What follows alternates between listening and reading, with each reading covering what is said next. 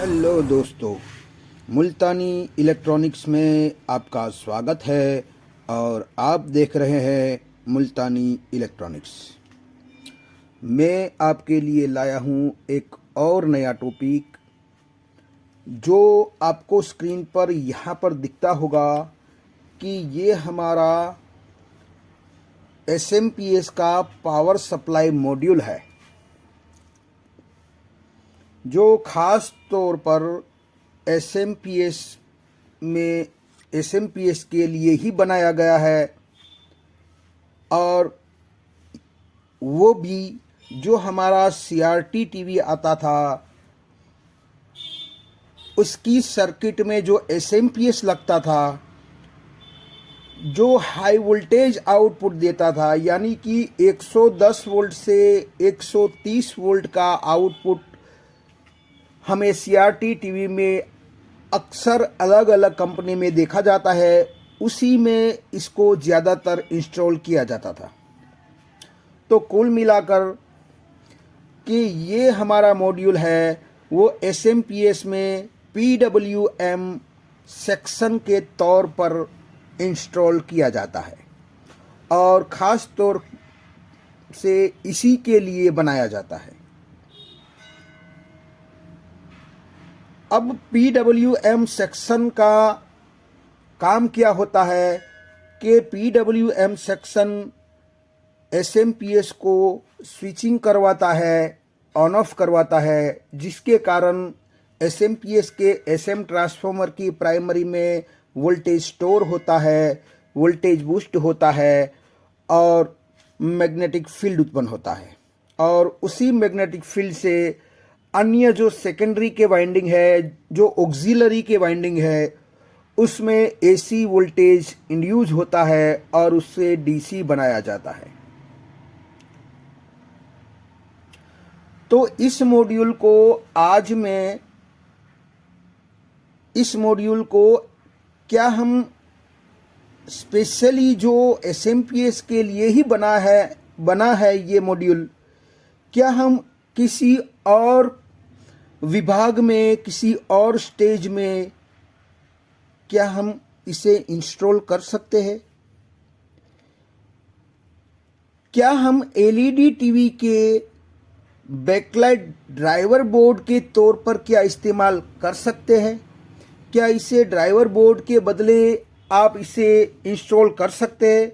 तो LED TV में आपने ज़्यादातर देखा है कि इस टाइप के हमें ड्राइवर बोर्ड, अगर हमारा LED टीवी में ड्राइवर बोर्ड सेक्शन ख़राब हो जाता है तो उसके बदले हम इस तरीके के बाज़ार में मिलने वाले छोटे बड़े ड्राइवर को इंस्टॉल करके हम LED बैकलाइट को ऑन करवा लेते थे। मगर क्या इस बोर्ड के बदले में क्या इस SMPS में चलने वाला मॉड्यूल भी क्या हम बैकलाइट ड्राइवर बोर्ड के तौर पर इस्तेमाल कर सकते हैं? क्या आपने कभी सुना है? क्या आपने YouTube पर भी देखा है कि इसका इस्तेमाल बैकलाइट ड्राइवर बोर्ड के तौर पर भी हो सकता है? तो यकीनन हो सकता है। मैंने ये कर दिया है, यानी कि इस मॉड्यूल को भी हम बैकलाइट ड्राइवर बोर्ड के तौर पर इस्तेमाल कर सकते हैं और उसको ऑन ऑफ भी करवा सकते हैं। यानी कि स्टैंड बाय पोजीशन में हमारा LED बैकलाइट नहीं जलना चाहिए। स्टैंड बाय ऑन करने के बाद, स्टैंड बाय रिलीज करने के बाद ही हमारा LED बैकलाइट जलना चाहिए। तो आज का हमारा मौजू है कि इसी जो ये मॉड्यूल है जिसका नंबर है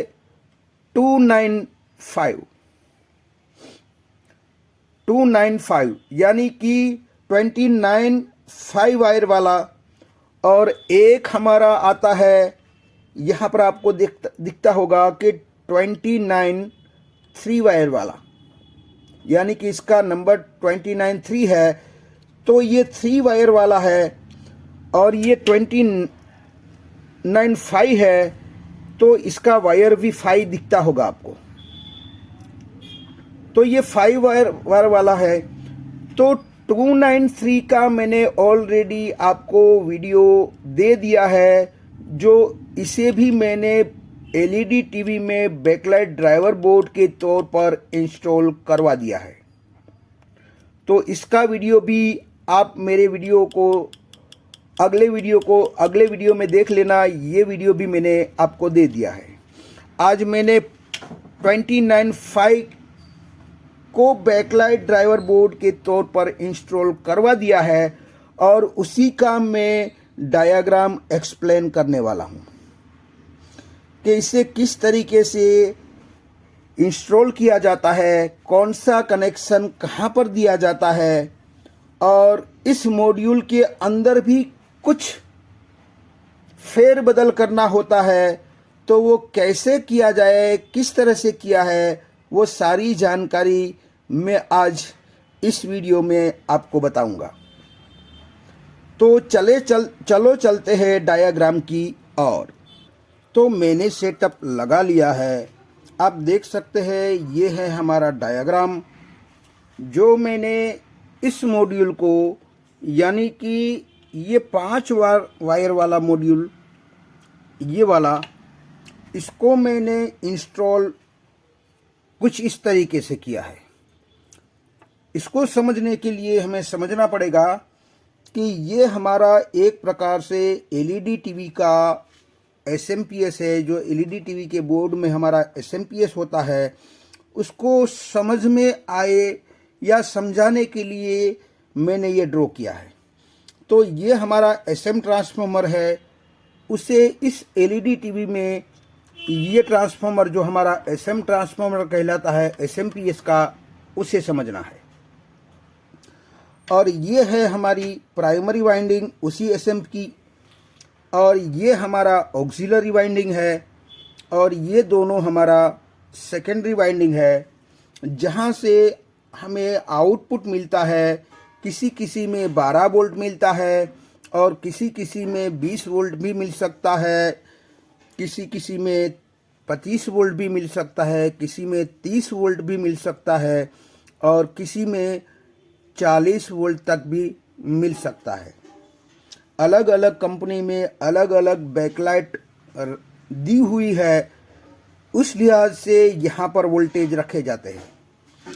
और ये वाइंडिंग जो है हमारा, वो स्पेशली किसी भी एलईडी टीवी में 12 वोल्ट तो होता ही है, मगर एक वाइंडिंग और लगाया जाता है जो बैकलाइट के लिए यूज़ में लिया जाता है।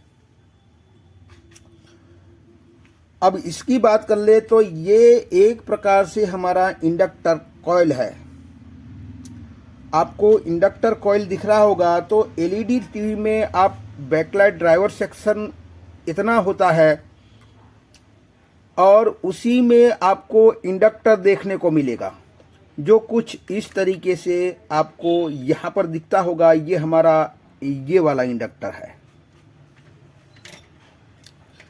और ये मैंने ड्रॉ किया है एलईडी स्ट्रिप का सॉकेट, जो आपको ये समझना है। अब हमें ये पता लगाना है कि ये सॉकेट, ये सारी चीज़ें मैंने आपको बता दी कि जब हमारा यही मॉड्यूल अगर एसएमपीएस में इंस्टॉल होता तो उसकी डेटा शीट कुछ इस तरीके की होती। यहाँ पर आप देख सकते हैं ये हमारा रेड वायर है, जो मैंने यहाँ पर दर्शाया है, रेड इंडिकेट किया है, जिसका काम होता है ड्रेन, यानी कि इस रेड वायर को हमें ड्रेन पर देना होता है अगर हम एसएमपीएस में फिट करते हैं। तो यहाँ पर आपको दिखता होगा कि ये हमारा ग्रीन वायर है, जो यहाँ पर ग्रीन मैंने इंडिकेट किया है, उसका काम होता है फीडबैक, यानी कि इसमें ग्रीन वायर भी होता है। फिर एक वायर और होता है जो हमारी वीसीसी के लिए यूज में लिया जाता है। जो हमारा पीला वायर होता है और एक वायर होता है हमारा ब्लैक, यानी कि यहाँ से यहाँ, और इसको हमें नेगेटिव बनाना पड़ेगा, यानी कि हम इसको नेगेटिव बनाएंगे।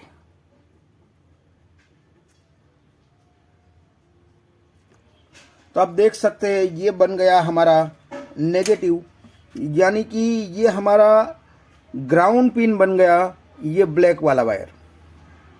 तो इस मॉड्यूल की बात कर ले तो इस मॉड्यूल कैसे वर्क करता है, यानी कि एसएमपीएस में फिट करना है तो हमें 5 वायर की ज़रूरत पड़ेगी, मगर मैंने इसे एसएमपीएस में इंस्टॉल नहीं किया है, बल्कि एलईडी टीवी में बैकलाइट ड्राइवर बोर्ड के तौर पर इसको इस्तेमाल किया है। उस वजह से यहाँ 4 वायर का ही उपयोग मैंने लिया है। तो इस मॉड्यूल की बात कर ले तो इस मॉड्यूल में हमें अंदर क्या करना पड़ता है वो बाद में बताऊंगा। पहले हम वायरिंग को समझ लेते हैं कि ये इस मॉड्यूल को ऑन होने के लिए, यानी कि इस मॉड्यूल को रन करवाने के लिए सबसे पहले इस मॉड्यूल को पॉजिटिव और नेगेटिव वोल्टेज की ज़रूरत पड़ती है।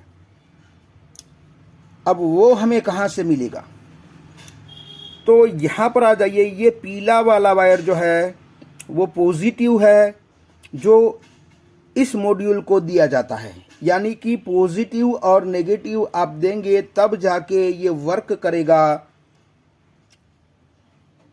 अब हमें इसी पॉइंट से शुरू करना है कि सबसे पहले ये वीसीसी पॉइंट है जो पॉजिटिव वोल्टेज होते हैं, तो हमें पॉजिटिव देना होता है इसके अंदर में लगी आईसी, जिसका नंबर है UC3842।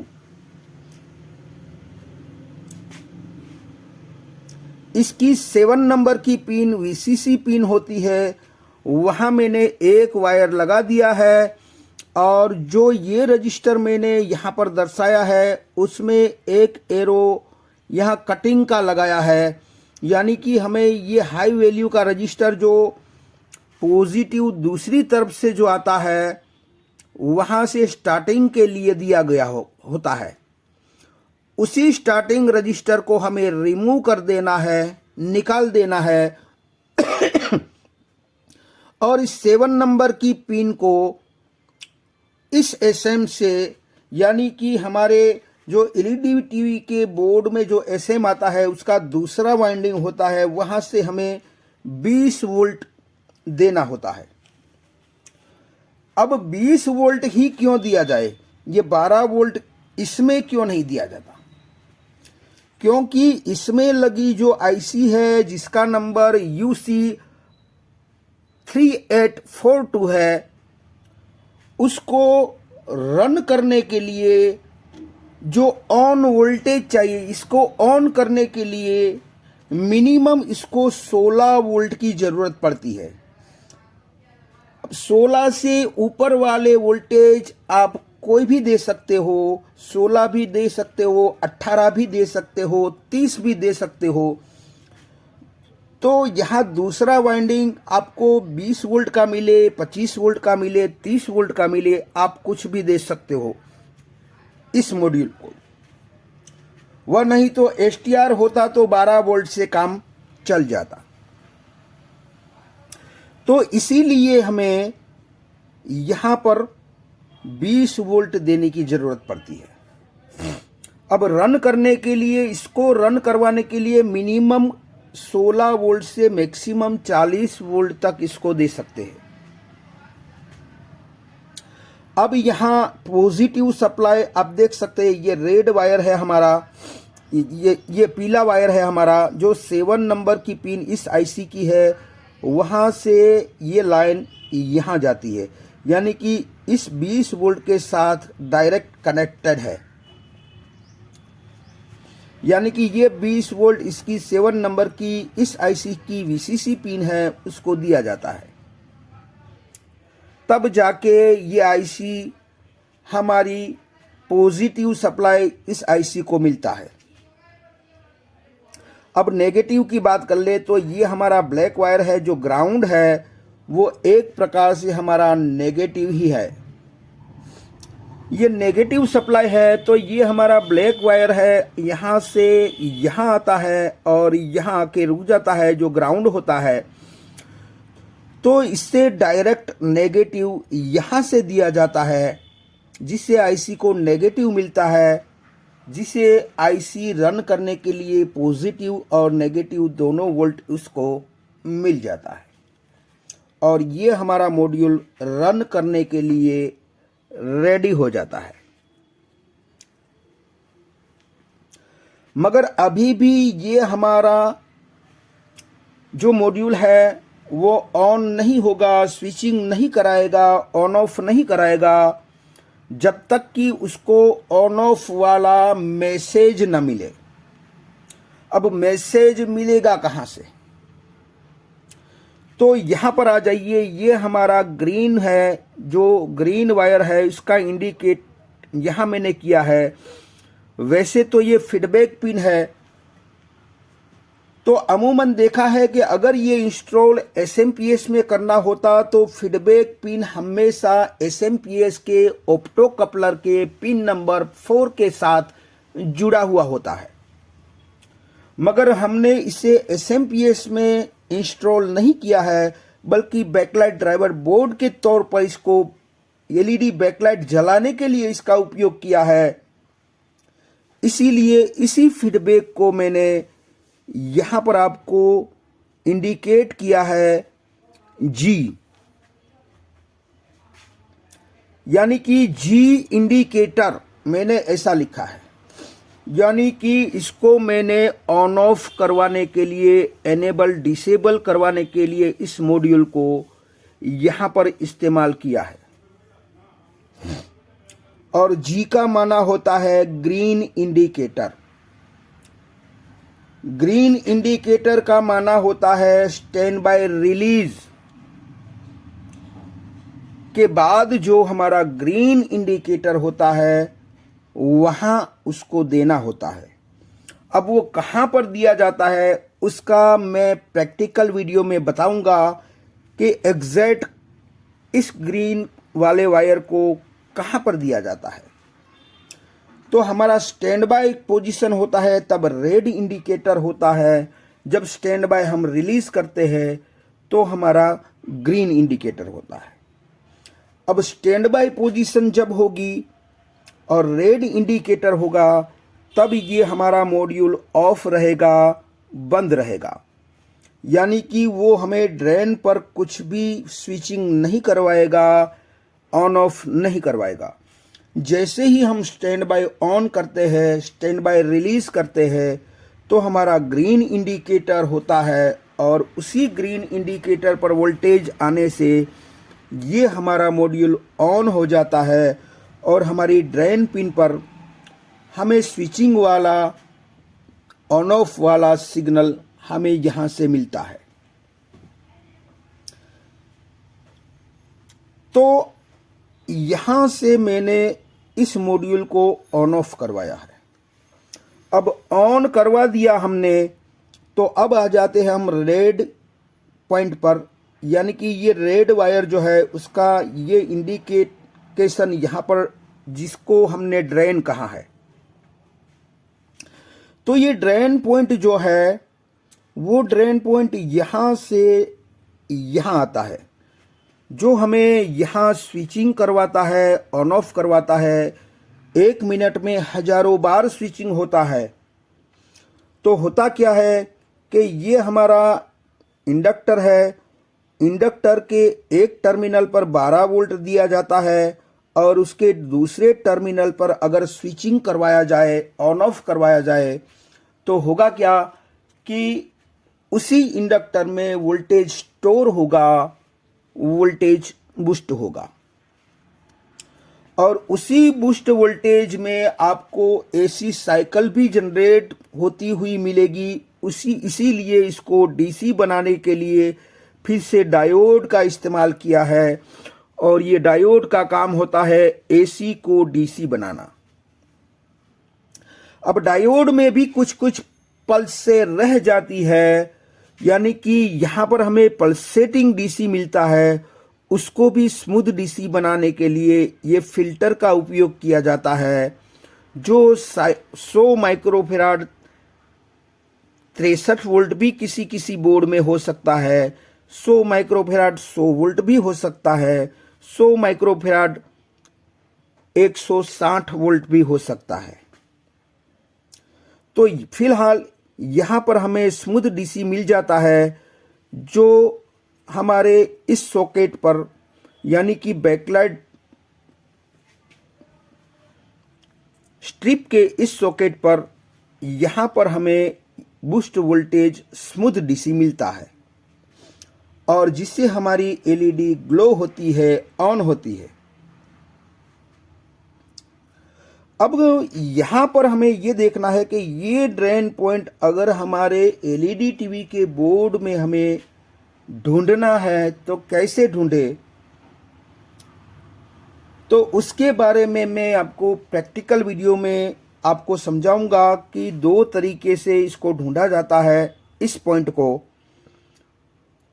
तो मेरा प्रैक्टिकल इसके बाद मेरा प्रैक्टिकल वीडियो होगा, जिसमें मैं आपको बड़ी अच्छी तरीके से समझाऊंगा कि इसको यहाँ पर कैसे ढूंढा जाता है हमारे इस वाले बोर्ड में। अभी मैं इसकी ही बात कर रहा हूँ, मगर आपको सभी बोर्ड में ढूंढना है तो किस तरीके से ढूंढा जाए, उसको मैं प्रैक्टिकल वीडियो में प्रैक्टिकल करके भी दिखाऊंगा और समझाऊंगा भी।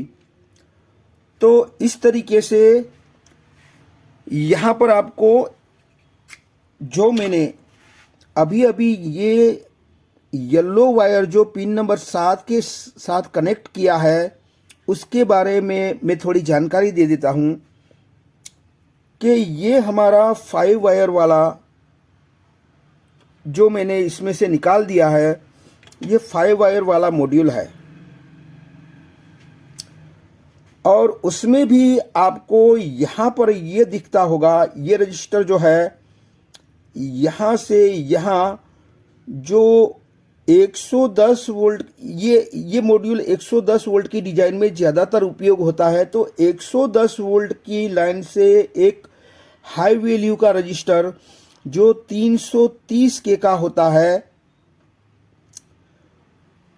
वो हमारा स्टार्टिंग सप्लाई एक तरह से कहलाएगा। और यही 330 के का रजिस्टर जो हमारा होता है, उसको पिन नंबर 7 के साथ जोड़ दिया गया है, यानी कि इस पिन के साथ एक लो ओम्स का रजिस्टर लगा के। तो अभी हमें बैकलाइट के लिए यूज करना है, तो इसको एक तरफ से रिमूव कर देना है या पूरी तरफ उसको बाहर निकाल देना है। इस रजिस्टर को हमें रिमूव करके बाहर निकाल देना है। और दूसरी चीज ये करना है